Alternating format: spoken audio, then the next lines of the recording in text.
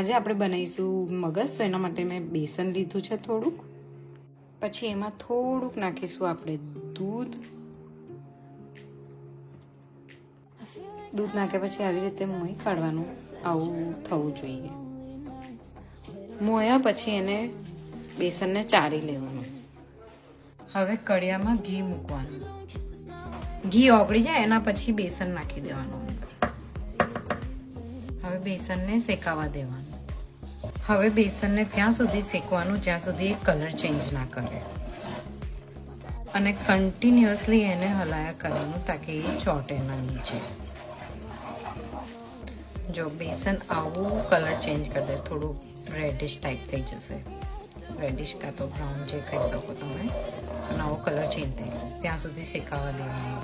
હવે જે થાળીમાં પાથરવાનું હોય ને એના પર ઘી ચોપડી દેવાનું.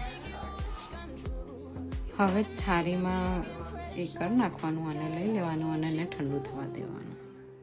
હવે ઠંડુ પડી જાય બેસન એટલે એમાં દળેલી શુગર નાખી દેવાની અને મિક્સ કરી દેવાનું. હવે ગાર્નિશિંગ માટે આપણે આલ્મંડની સ્લાઇસ ઉપર એ કરી નાખીશું, સ્પ્રેડ કરી નાખીશું. એના પછી એને 5 થી 6 કલાક માટે ફ્રીજમાં મૂકી દેવાનું. વચ્ચે 2-3 કલાકમાં જોઈ લેવાનું. જો મગજ ઠરી ગયો તો પછી 5-6 કલાક મૂકવાની જરૂરત નથી. તમે જોઈ શકો છો આપણું મગજ રેડી છે. એન્જોય.